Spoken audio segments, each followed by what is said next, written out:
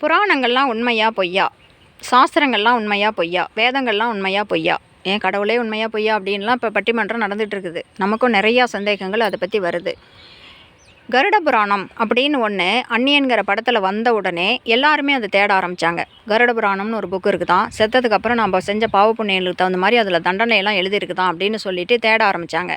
ஆனால் அதுக்கு முன்னாடியே கருட புராணத்தில் சொல்கிறதுக்கு முன்னாடியே பாகவதத்தில் எல்லா இடத்துலையுமே நரகங்கள், அதனுடைய வகைகள், அங்கே என்னென்ன தண்டனை எப்படி கொடுக்கப்படும், அது எல்லாமே அதில் இருக்குது.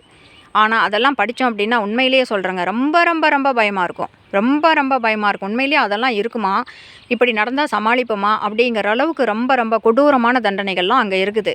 அதனால் நம்ம ஏன் வீணாக இந்த ஜீவராசிகள்லாம் துன்பப்படுத்தி கடவுளே கோபப்பட்டு அவருடைய அனல் பார்வையை வீசி நரகத்தில் கொண்டு போய் தள்ளணும்? ஆனால் ஸ்ரீகிருஷ்ணரே பகவத்கீதையில் என்ன சொல்கிறார் தெரியுமா? நரகத்திலிருந்து திருப்பி மீண்டு வந்தாலும் அவன் எந்த வீட்லேயோ எந்த நாட்டிலையோ எங்கே பிறந்தாலும் எப்படி இருந்தாலும் அவன் திருப்பியும் நரகத்திற்கு போகிறதுக்கு உண்டான அத்தனையும் செஞ்சு திருப்பி நரகத்திற்கே போயிடுவான் அர்ஜுனா. ஏன்னா பாரம்பரியமாக அவன் போய் போய் பழக்கப்பட்டது. அந்த கஷ்டங்கள்லாம் நினச்சி அவன் கவலைப்பட மாட்டான்.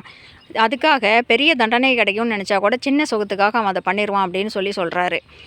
அதனால் எல்லாருமே ஒரு சினிமா வந்தால் மட்டும்தான் கடவுளை நம்புகிறோம், ஒரு சினிமா வந்தால் மட்டும்தான் புராணங்களை நம்புகிறோம், ஒரு சினிமா வந்தால் மட்டும்தான் எல்லாத்தையுமே நம்புகிறோம். ஏன் இந்த சினிமா மேலே அவ்வளோ மோகம்? இந்த சாஸ்திரங்கள் மேலே ஏன் எதுவுமே நாட்டம் வரவே மாட்டேங்குது? ஏன் அதை விரும்பவே மாட்டேங்கிறோம்? யோசிப்போம்.